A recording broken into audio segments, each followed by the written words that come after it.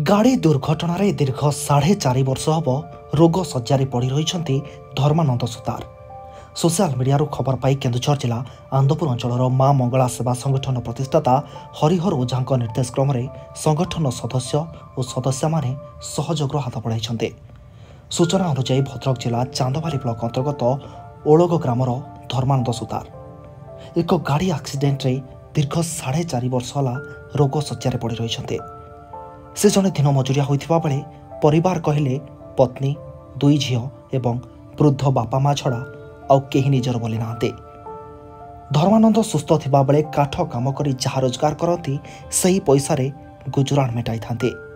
एबे धर्मानंद शज्या पड़ रही बेले पूरा परिवार आखिरु लुह गड़ाई दिन काटुछन्ते।